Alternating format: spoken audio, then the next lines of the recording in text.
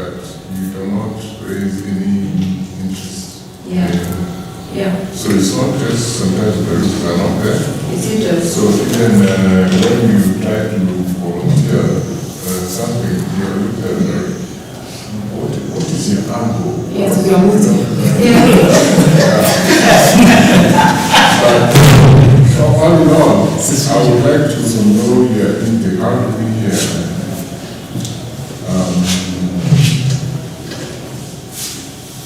deal with that? How do we address such issues? I think Jane asked me earlier how the department or the school can partner with plug into community. The reason why that answer is never that we plug in is because first we make sure anyone who applies actually wants to be there. There's something psychological about people wanting to be there. I know your question is even you want itself, right? Okay, so start small.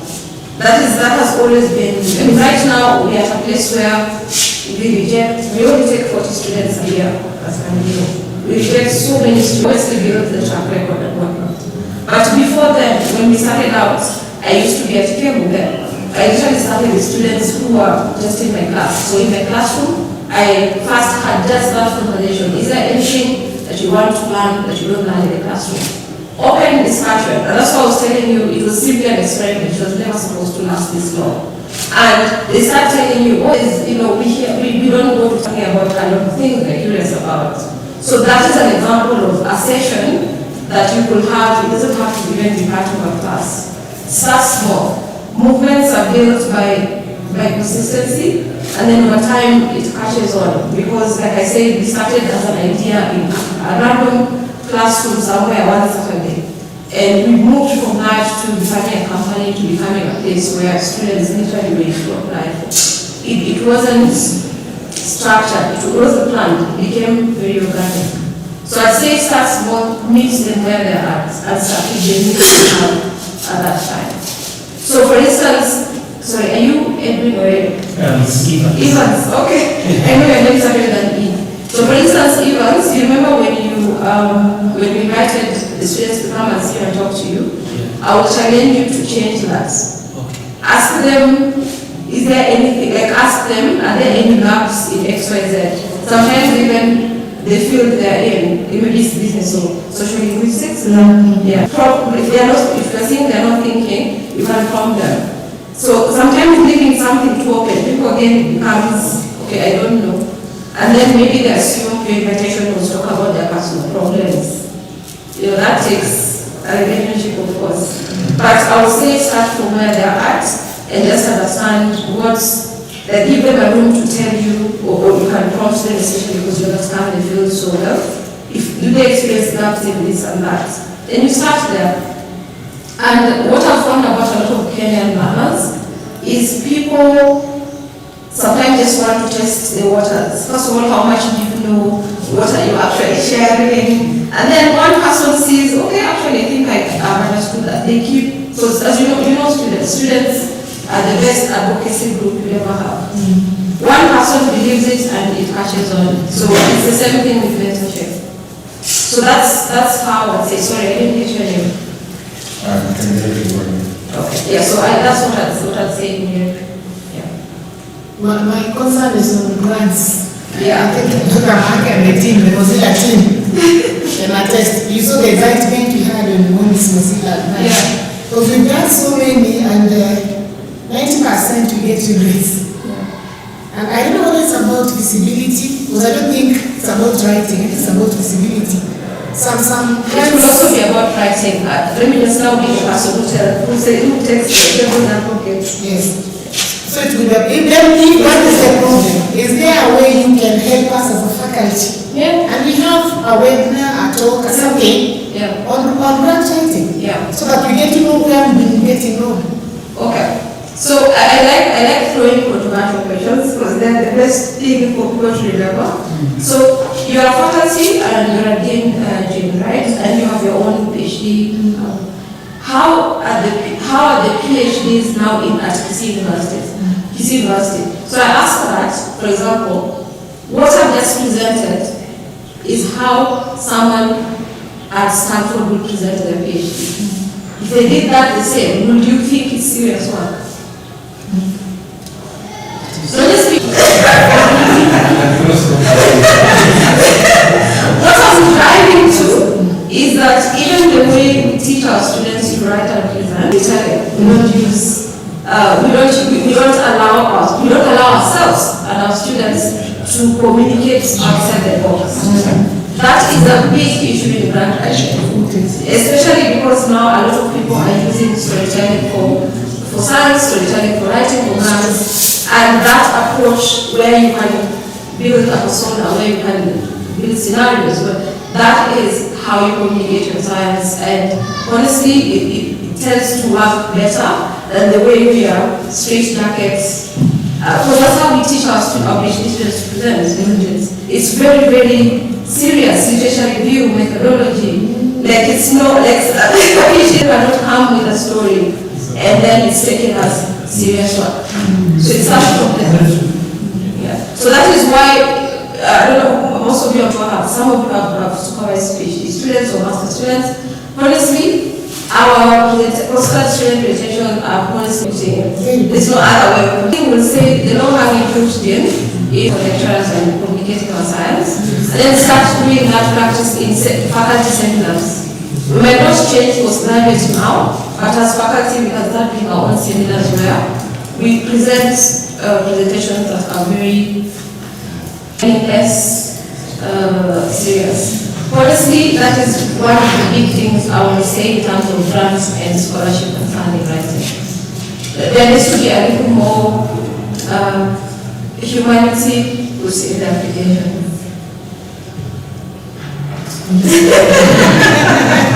I can tell you we had a very interesting call from OpenAI, where they were telling us, just choose any of the themes.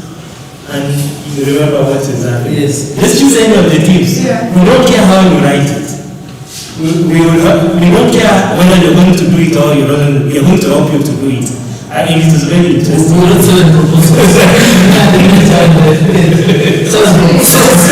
it was anything on any topic what you want. So we just express interest. Yeah. But the things were technical. I mean, you like, how do you understand that and LLM? Going into the mathematics and interpretability. I don't know, for those of you on social media, you might have seen when a lot of American students share the topics of their titles, of their thesis. And I always laugh because I'm like, hey, if this one was a student in Kenya, first of all, they'll be told they're not serious. So let me just give you an example of a title. I've seen titles such as, let me make one up, but it's close to what I'm thinking. Colonialism and capitalism, full column. Beyonce and Jay-Z in the era of. Are you seeing that topic? So it makes you curious about how Beyonce has anything to do with colonialism. But like, do we entertain such topics here? Serious stuff. Well, that is a very, very serious topic. It's colonialism, it's capitalism. But they're using pop stars to explain and actually examining pop stars and their effects and their lifestyle to explain colonialism and capitalism. So like, is that like, are we able to like open up like the different ways of thinking like that? I think it can also start from there, but while the postgraduate metrics are not changed, maybe it can start with the class case that we do love faculty talks and things like that. But I honestly really believe, because I have seen some of the most successful grants and papers and scholarship funding are very, very human driven. Yeah. So to give you another feather that I wear, I sit on the review board for Rhodes Scholarship for Kenya. So I don't know, most of you know Rhodes Scholarship. So Rhodes Scholarship is the funding that funds students to go to Oxford every year. We normally have 2 from Kenya every year. So I'm one of the reviewers for Rhodes Scholarship for Kenya, that is. And by the time we get our students for interview, because Rhodes scholars are interviewed, they are asked anything but technical. The questions range from what you think. First of all, Rhodes was a colonialist. So there's a student who was in in the panel and were asked why they are comfortable receiving money that has the name of a colonialist. So you have to get people to think, and the best rock scholars are now the ones, so they're really who can answer such questions. You may not be able to have students answer such questions if they are not allowed to think outside the box, for instance. So the best answers are always the ones that come from, and so that's the student who was selected. His first line was a joke. He said, because to punish a thief, you have to take from them. So I'm just reading preparations pretty much, because if you read the history of North was a very racist colonial.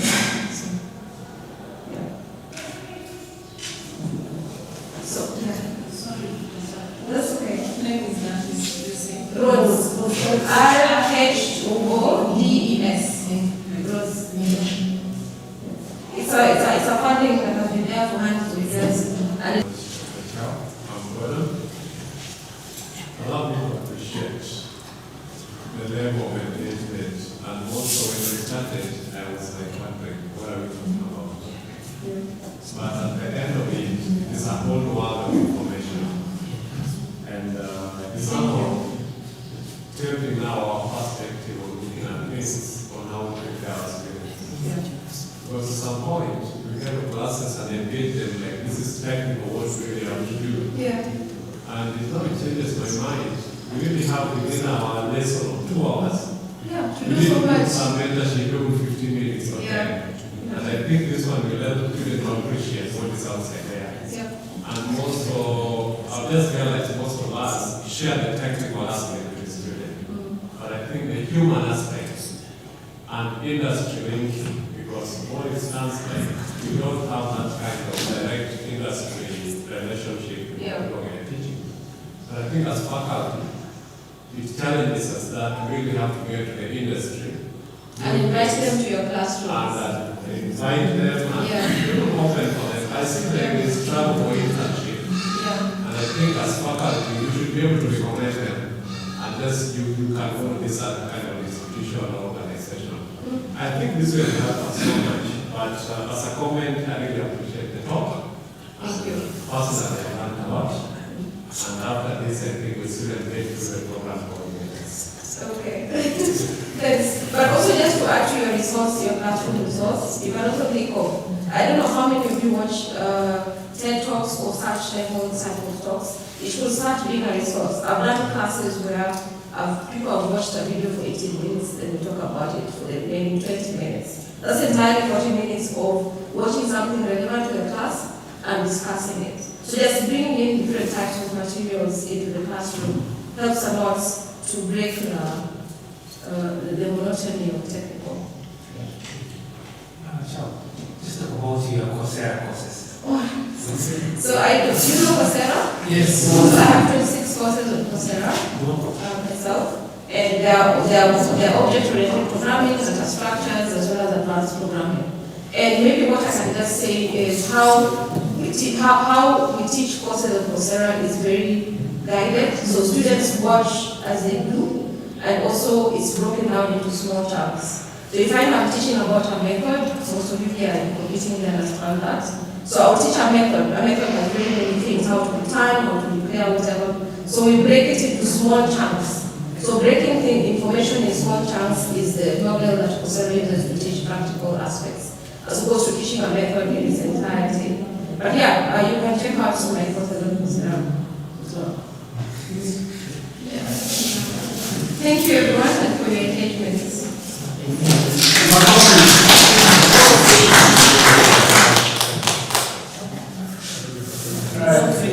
Thank you so much, Rachel, and thank you so much, colleagues, for engaging in this discussion. I just want to say one thing as I wrap this thing up. This is no personal. I remember when I was doing my PhD, my professor used to come with his Mercedes-Benz to my hostel, picks me up, takes me to a hotel. The next time, he calls me to his house. We go to the dinner, the wife is making food. I knew all the kids in the home. And some other time, you say, we're going to walk somewhere, do this, etc. By the time I was finishing, he was telling me, Ben, I still want to work with you when you're back in Kenya. And for a very long time, for the past 10 years, we've been getting carbon literacy grants. We work with him. So the mentorship program outlived the 4 or 5 years of my PhD program, even beyond that. So I think that when you give yourself to the mentorship program, you're not just giving yourself for maybe a month or two. You're ready to guide these young people for a much longer time, because you're preparing people who are going to lead the country, or who are going to be in another generation that you're not there. And that is what I've tried to come up with. Lately, I'm having a few students whom I'm trying to mentor. I come to realize that in the process of you pushing them, you get that they've gone for a hackathon, they've won. They've gone for innovation, they've won. Today, they've gone for a show, they've won. And the other day, actually, they have a paper accepted by the IST conference. It's going through. And as we are speaking, already we are having some funders from Europe who are engaging us, and I'm like, so it can pay off. There are things that you can get along the way. But then nonetheless, even if you don't get anything, the motive, I think we all try to say that. Just try to help these young people believe in themselves, and also believe that good can come out of them. So I'm also looking forward. I know that Mozilla is still trying to mentor us. They're not going to leave us anytime soon. So they'll work with us, even as they are building up their institute here. Who knows? Tomorrow, or after tomorrow, you're the people who are going to work at the Mozilla Institute that's being developed here in Kenya. And I know that Mozilla, Ochao, and her colleagues will always be ready to help us build this responsible computing ecosystem of environment. So I don't know who would give a lot of thanks to Dr. Chow. According to the program, it was over the lecture, but then I would want to make it open. That's okay. I know the name is here. We have an old man here. Mzee. What do you say? Mzee. Yes. Mr. Champ, come on the arm here, give a vote of thanks. And then I think hereafter, yes, hereafter I think as the child will release you, I think we'll have to pass through the. There is something that is supposed to be given at the PA's office. Right, there. Thank you very much, Dr. Martin. Dr. Chow, we are very privileged to have you around. The talk was very insightful, and I think most of us, you said you are not mentoring us, it was just a talk. I think you have done it. It was actually mentorship, because we might have not been thinking of how to do it. But now, our colleagues have been telling us on certain things. But I think you have cemented it. So we are very grateful that you came. You spent your time to come and talk with us. And I think the invite was for all of us, but majority of our members here are computing science lecturers or members of staff. What is not coming out very clearly is you left teaching, and I thought that is where mentoring is.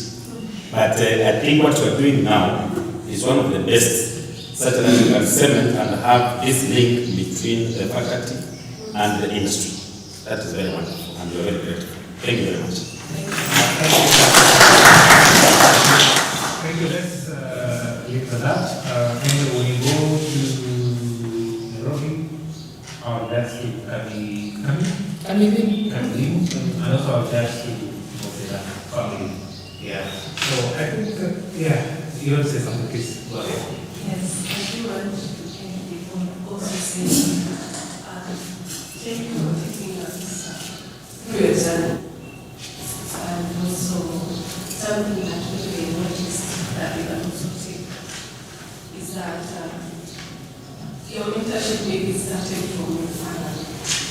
And I remember we had a heated discussion one time with our colleagues here about the role of fathers.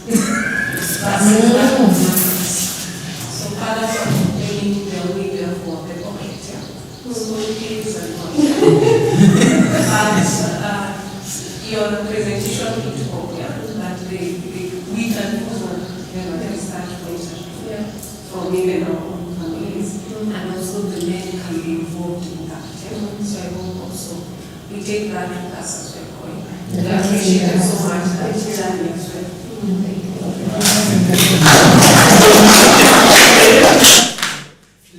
They say that testimony is actually preached better than the sermon sometimes. Yes. Yeah. So thank you so much for that. So I think we will stand up at our next.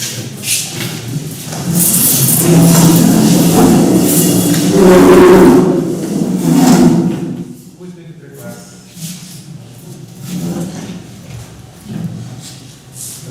Thank you. Gracious Lord and Father, come before your throne of mercy. We thank you for your care, your love. Thank you for the gift of eternal life in the Son of God. Thank you for the opportunity you've been with us for this day. Thank you for having been with us from when we started in this talk. We indeed glorify and thank you for the grace and for us. As now you have depart, we ask for your gentle mercies. May you continue blessing us and blessing Kisii University. Even as our visitor goes to our destination, we ask for their mercies as well. May your grace be with us and may disperse us with your love. We pray, believe and trust in the mighty name of Jesus Christ. Amen.